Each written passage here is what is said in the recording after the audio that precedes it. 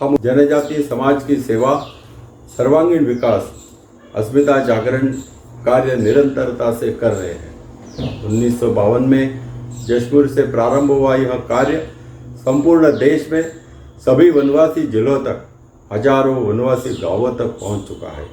कल्याण आश्रम ने पूरे राष्ट्र में जनजातीय क्षेत्र में अपनी अलग पहचान बना ली है। यहाँ तक पहुँचने के लिए अनेक कार्यकर्ताओं ने अपने निजी जीवन का अनमोल समय अपने कल्याण आश्रम का कार्य करने के लिए अर्पित कर दिया। अपना जीवन नए कार्यकर्ताओं के लिए उदाहरण के रूप में प्रस्तुत कर दिया। महाराष्ट्र के अमरावती जिला की 3, अकोला की 2, बुल्ढाना जिला की 2 तहसीलें मिलाकर 7 तहसीलों का लगभग 450 वनवासी ग्रामों का क्षेत्र है। इसी क्षेत्र को मेलघाट वन क्षेत्र के नाम से समूचा विश्व जानता है। कुपोषण के कारण भी इस क्षेत्र की पहचान बनी है। प्रमुखता से कोरकू, निहाल, भील, भिलाला, राठिया, गवली जनजातियाँ यहाँ रहती है। सुदूर पहाड़ी का घने जंगल है, सुदूर पहाड़ियाँ भी है। वनवासी प्राणियों के लिए भी सुरक्षित क्षेत्र है। यह क्षेत्र गरीब तथा अभावग्रस्त भी है। अंग्रेजों को काल से ही मिशन की गतिविधियां इस क्षेत्र में चलती रही, धीरे धीरे प्रभावी भी होती जा रही थी। स्वाभाविकता से वहाँ के समाज में असमंजसता का वातावरण बढ़ने लगा। समाज अपनी परंपरा, अस्मिता के प्रति चिंतित हो रहा था।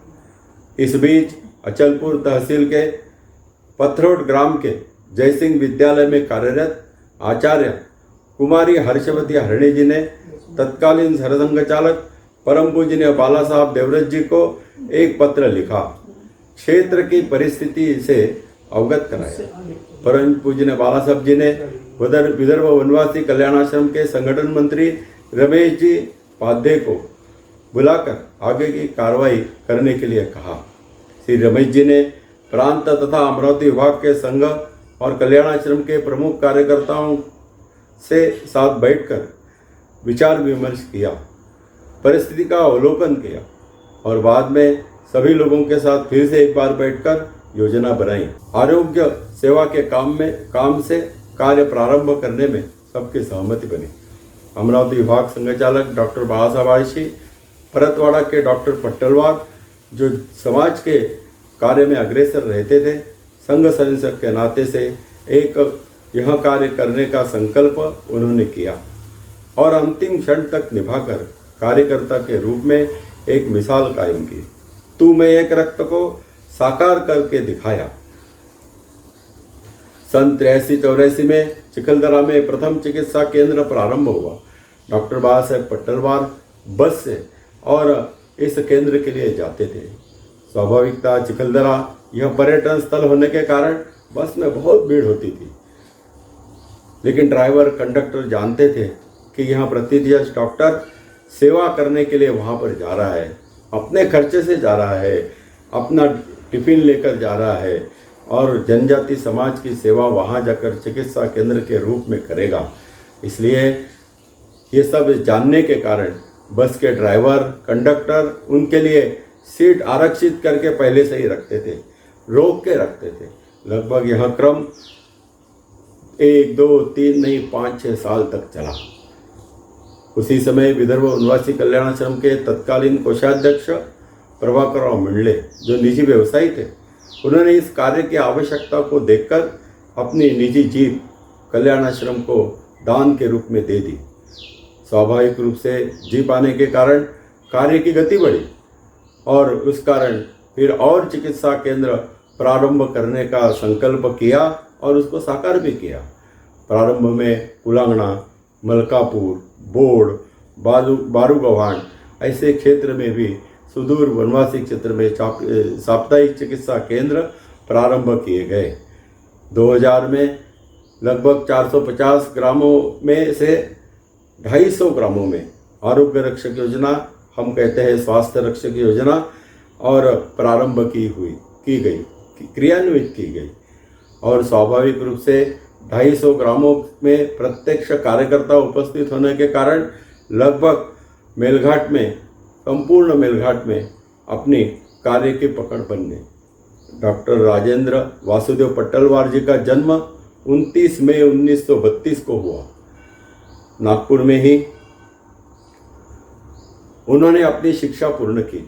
1955 में नागपुर में MBBS की पढ़ाई पूर्ण कर वो उस समय का सीपीआई बेरार प्रांत जाना जाता था। उसमें उन्होंने अपनी सरकारी नौकरी करते हुए आज के मध्य प्रदेश में विदिशा, भीड़, मुरैना समान अशांत क्षेत्र में अपनी सेवाएं दी। कुछ समय बाद उनके पिता डॉक्टर वासुदेव जी के साथ परतवाड़ा में निजी प्रैक्टिस उन्होंने प्रारंभ की। बहुत ही जल्दी सारे क्षेत्र में सफल चिकित्सक के नाते प्रसिद्ध हुए, जनप्रिय हुए। इसी बीच छिंदवाड़ा के सफल डॉक्टर कन्हेरे की कन्या प्रतिभा से उनका विवाह हुआ। उन्होंने सवाल किया। हमारे समान कार्यकर्ता की बहन माताजी वो बन गए। डॉक्टर जी को 2 पुत्र, एक राजू जो और पॉलिटेक्निक कॉलेज के प्रिंसिपल है, दूसरे डॉक्टर संजय जो नागपुर में डॉक्टर है, बैद्यनाथ में ऊंचे पद पर कार्यरत है। 2 बेटियां, एक प्रीति और दूसरी प्रणीता। ऐसा उनका परिवार था। सुबह 7 बजे से रात्रि तक अस्पताल चलता था। डॉक्टर जी की निजी प्रैक्टिस बहुत अच्छी चल रही थी। रुग्ण संख्या बहुत बड़ी मात्रा में रहती थी।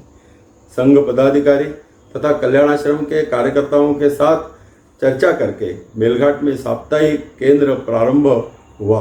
उन्होंने संकल्प किया और आखिरी तक निभाया। सुबह 8 बजे अपना चिकित्सालय प्रारंभ करते थे, 12:30 साढ़े 11 बजे तक काम करते थे। बाद में दवाखाना बंद।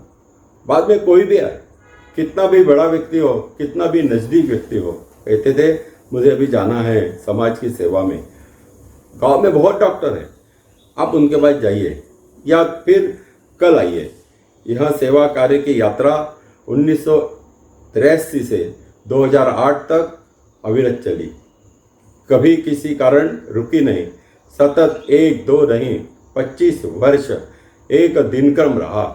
गृहस्थी कार्यकर्ता होकर भी इतने लंबे समय अग्रिम अनिवार्यता के साथ कार्य करने वाले, समय देने वाले ऐसे तपस्वी कार्यकर्ताओं के कारण ही अपने काम की पहचान बनी है। जनजातीय समाज का विश्वास और आत्मविश्वास का प्रत्यक्ष दर्शन उनके कार्य में देखने को मिलता है। धारनी तहसील के बोर्ड में प्रति मंगलवार अपना केंद्र चलता था। एक मंगलवार बहुत तेज बारिश हुई, सभी नदी नालियां बाढ़ आ गया, सारे रास्ते अवरुद्ध हो गए। उसी दिन मंगलवार था। स्वाभाविक रूप से बहुत जनजातीय बंधु और अस्पताल में दवा लेने के लिए आ गए थे, चिकित्सा केंद्र पर दवा लेने के लिए आ गए थे। लेकिन उसी समय एक सरकारी अधिकारी भी वहाँ पहुँचे। उन्होंने कहा इतनी तेज बारिश है, सारे रास्ते अवरुद्ध हो गए हैं, आप ऐसा करिए सब लोग घर जाइए, आज दवाखाना तो नहीं होगा। लेकिन जनजातीय बंधुओं का विश्वास इतना बड़ा था कि उन्होंने कहा नहीं, डॉक्टर आएगा, हम दवा लेंगे और उसके बाद ही जाएंगे। 2 घंटा देरी से डॉक्टर वहाँ पहुँचे। डॉक्टर को देखकर सारे जनजातीय समाज के बंदियों ने जल्लोष किया। इसी बीच सरकार अधिकारी अपने मत पर तो अड़े थे, तो उन्होंने गांव वालों के साथ शर्त लगाई थी, अगर डॉक्टर आए तो मैं 100 रुपये दूंगा, नहीं आए तो आपको देने पड़ेंगे। डॉक्टर तो आ गए, तो सारे जनजाति बंदियों ने उस अधिकारी से 100 रुपये लिए और वो डॉक्टर को दिए। वर्ष 2003 में नांदुला में नांदुला नाम का एक गांव है, उस गांव में मलेरिया का प्रकोप हो गया। गांव में सभी उपचार किए गए, लेकिन परिणाम नहीं आए। अब क्या करें? डॉक्टर साहब को संदेश भेजा गया। उन्होंने अपने सहकारी डॉक्टरों को लेकर और सब लोगों को देखा, सब लोगों को दवा दी, मुफ्त में दवा दी, और 2-4 दिन बाद और कभी कभी प्रतिदिन वहाँ जाकर उन्होंने सब गांव को ठीक किया और उसके कारण सभी गांव मलेरिया मुक्त हो गए। उसी दिन से उनकी पहचान उस क्षेत्र में वनवासी बाबा के नाम से और हो गई। मेलघाट में वो वनवासी बाबा के रूप में स्थापित हो। 1984-85 की बात होगी। वनवासी विभाग के हाथिन अपने नए बालक को जन्म देने वाली थी, लेकिन डिलीवरी के समय वो अचेत हो गई, अशक्त हो गई। अब बच्चा आएगा कि नहीं आएगा, क्या होगा, वो आएगा कि हाथिन रहेगी, क्या होगा, दोनों मर जाएंगे, ऐसी स्थिति निर्माण हो गई। वन अधिकारी भी चिंतित थे और वह हाथिन भी सबके तरफ बड़ी आशा से देख रही थी। गांव वालों ने सुझाव दिया, डॉक्टर बाबा को बुलाओ। अब डॉक्टर गए और ये तो आदमी के डॉक्टर थे, लेकिन वहां पर उनको बुलाया गया, श्रद्धा थी। डॉक्टर गए, डॉक्टर कहते थे कि मैं गया, अब हाथिन को दवा देना है।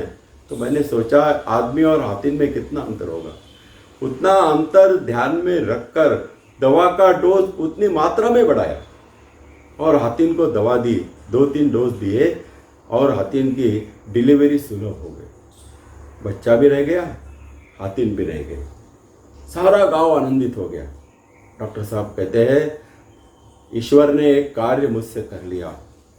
जब मेरी उस हाथिन के आंखों में मेरी आंखें मिली तो वो मुझे आशीर्वाद दे रही, ऐसा मुझे लगा। और ऐसा लगा कि वो अपने कार्य को आशीर्वाद दे रही है। और आज देखते हैं कि वो जो भवई ग्राम है, उस ग्राम के लोग आज भी यह कथा और आने वाले सब लोगों को जब कल्याणाश्रम की याद निकलती है तो बताते हैं। कुलांगणा नाम अपना केंद्र चलता था। एक बहुत वृद्ध व्यक्ति इस केंद्र पर आया, खांसी दमा से पीड़ित था। अपने कार्यकर्ता जो डॉक्टर साहब के साथ सदैव चलते थे, हम्बर्डीकर जी, उन्होंने उनको कहा कि क्या ये साप्ताहिक चिकित्सालय में आते हो? अरे सरकारी अस्पताल है पास में, वहाँ जाओ। उन्होंने कहा, मुझे जवाब दिया, वो कल्याणाश्रम की विश्वासार्हता और डॉक्टर साहब के प्रति जो आस्था है वो प्रकट करती है। उसने कहा कि मैं अंतिम श्वास तक यहीं की दवा लूँगा, आश्रम की ही दवा लूँगा। यह था अपने कार्य पर वहाँ के स्थानिक समाज का विश्वास। लेकिन मेलघाट और कुपोषण ये तो मिल ही गया है। वनवासी बाबा को अगर समझना है तो कुपोषण को भी समझना होगा और उसके लिए उन्होंने किए हुए कार्य को भी समझना होगा। यह सारा क्षेत्र 450 ग्राम लगभग कुपोषण से ग्रसित थे। क्या करना? सभी कार्यकर्ताओं ने बैठकर विचार किया। डॉक्टर साहब ने कहा कि एक छोटा क्षेत्र चिन्हित करें। प्रारंभ में 10 गांव लेकर काम शुरू किया और वहाँ हर घर में जाना, हर बच्चे को देखना, उसको प्रोटीन की दवा देना और उसके साथ वहाँ की भाषा में अगर कहेंगे तो एक सातू का पीठ उनको देना। पीठ यानी आटा, सातू का आटा उनको देना और ये आटा प्रति बालक को देना। और कैसा देना है समझाना। लोग घर के परिवार को आटा पानी में डालो, 1 गिलास पानी में थोड़ा आटा डालो, उसको घोल लो और उसको पिला दो। ऐसा उन्होंने 10 ग्राम में किया। धीरे धीरे अनुभव आया कि पूरे 10 ग्राम कुपोषण मुक्त हो गए। एक सफलता पाई। फिर 40 ग्रामों में इसका प्रयोग किया, वहाँ भी सफलता मिली। कल्याणाश्रम की अपनी ताकत है। सरकार की सहायता के बिना हम लोग काम करते हैं तो अपनी कुछ मर्यादाएं हैं। इसलिए हमने तय किया उस समय कल्याणाश्रम ने कि 150 ग्रामों में इस कार्य को करेंगे और 150 गांवों में इस काम को किया। समूचे क्षेत्र के 150 गांवों को चिन्हित किया, बालकों की सूची बनाई और उनके लिए हर गांव में अपना कार्यकर्ता जाता था, डॉक्टर जाते थे, हर बालक को देखते थे, उसको प्रोटीन देते थे और उसके आधार पर और सातू का पीठ भी देते थे। तो हमने देखा कि 150 ग्रामों में भी परिवर्तन आया और कुपोषण की मात्रा 90% कम हो गई। अब ये सातू का पीठ बनता था तो कैसा बनेगा?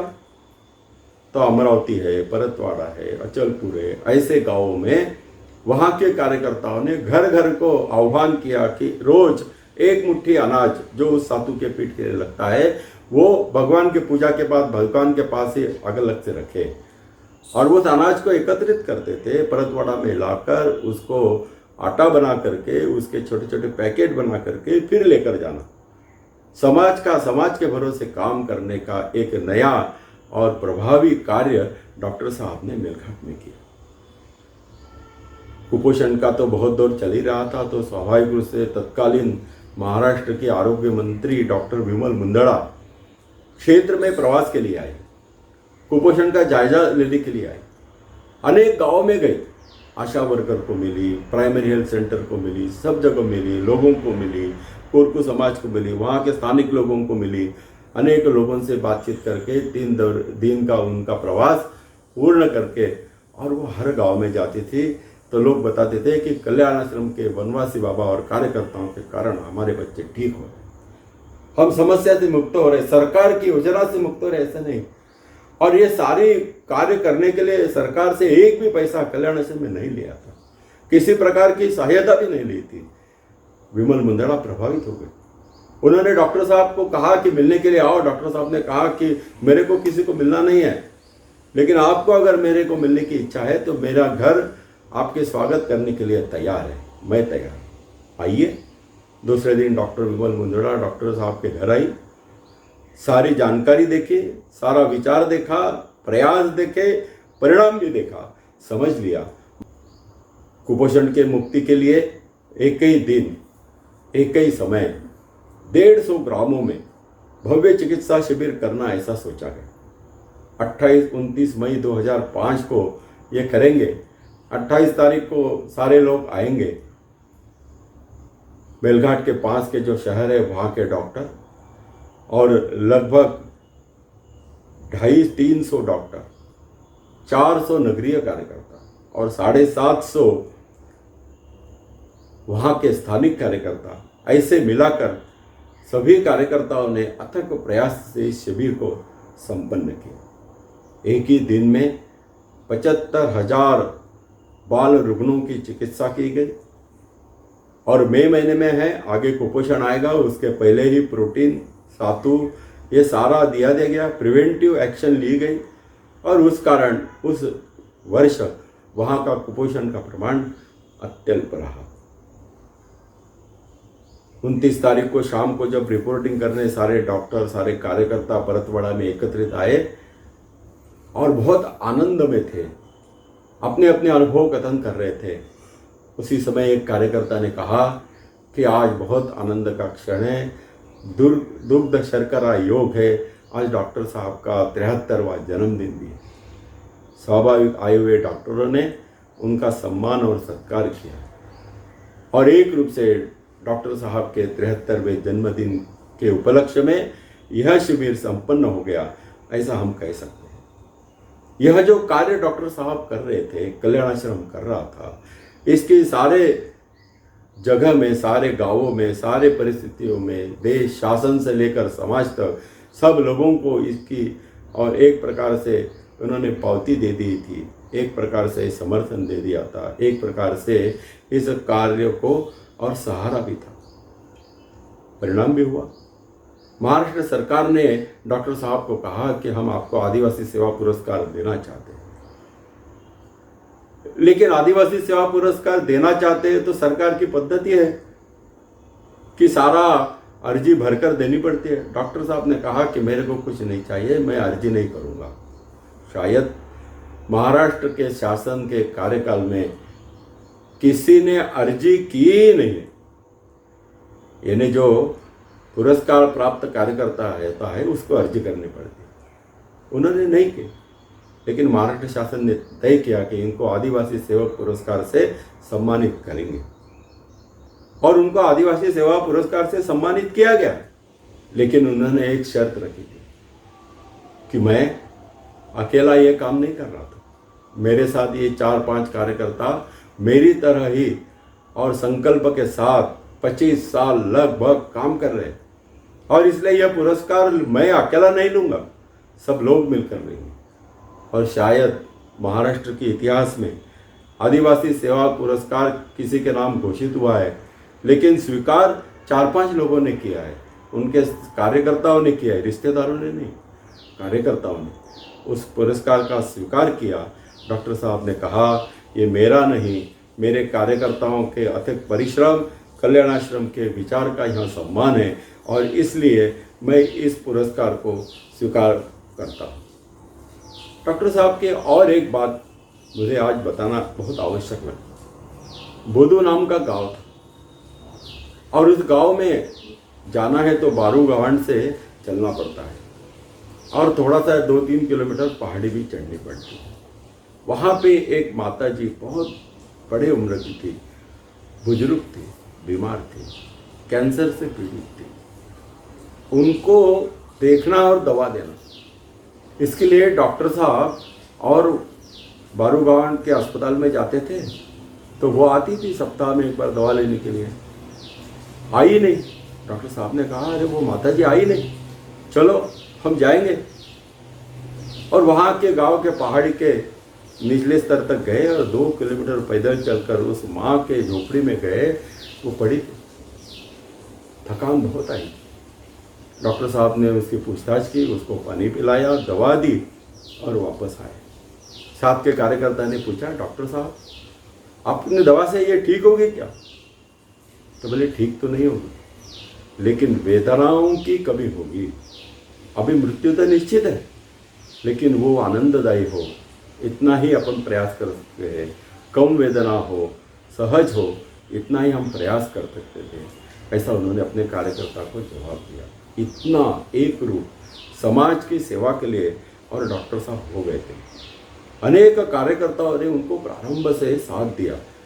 जैसा उन्होंने व्यवहार किया, जैसा उन्होंने कर्म किया, वैसा इन्हीं कार्यकर्ताओं ने कर्म किया। उनका याद किए बगैर, उनका नाम लिए बगैर यह विषय पूरा नहीं हो सकता। पहले अन्ना साहब और नाना साहब देशपांडे दोनों बंधु थे, प्रथम दिन से उनके साथ थे। वसंतराव कानेटकर थे, बाला साहब गोरे थे, हम्बर्डीकर थे, गजानन जोशी, दीपक पेंडसे, कस्तूरे गढ़ीकर, डॉक्टर पटेल आज भी उनके जाने के बाद भी इस कार्य को संभाले हुए हैं। ऐसे असंख्य कार्यकर्ताओं का संपूर्ण सहयोग उनको मिलता ही रहा। प्रारंभ में वाहन चालक के रूप में अरविंद सिंह ठाकुर, बबलू के नाम से हम उसको जानते हैं, वो आया और 25 साल इनकी साथ काम किया। करते करते करते कार्य को समझा। बबलू कहता है कि मैं कंपाउंडर ही सीख गया, चिकित्सा सहायक मैं बन गया हूँ, ड्राइवर करके आया, पेट के लिए आया, लेकिन आज बबलू कल्याण आश्रम का महत्वपूर्ण कार्यकर्ता के रूप में अरविंद सिंह पटेल वहाँ पर आज कार्यरत है और उसी काम को पूरे तरह से संभालने का प्रयास करने वाले जो प्रमुख 2-3 कार्यकर्ता है उसमें से बबलू बन गया है।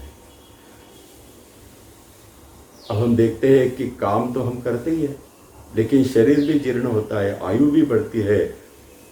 तो लगभग 2007 में शरीर की कठिनाई, चलना, विस्मृति, इस सब के कारण ऐसा तय हुआ कि डॉक्टर साहब को और नागपुर उनके बेटे के पास जाना चाहिए। संजू ने भी कहा कि बस हो गया, आप चलिए। डॉक्टरों ने भी सलाह दी तो डॉक्टर साहब ने जवाब दिया कि आप मुझे बेलगाट से अलग कर रहे हो, मेरी जिंदगी आप लगभग 10 साल से कम कर। लेकिन कोई पर्याय नहीं था। आखिर निर्णय हुआ स्वास्थ्य के कारण और हमारी माताजी और डॉक्टर साहब संजू के पास चले गए। तो स्वाभाविक रूप से इतने साल काम किया है तो परतवाड़ा नगरी के नगरीय कार्यकर्ता, वेलघाट के सभी अपने जनजातीय कार्यकर्ता, उन्होंने उनका एक सम्मान किया। उनको न बताते हुए उनको सम्मान में और एक कुछ राशि उस दिन उन्होंने दी कि ये रखिए आपके पास।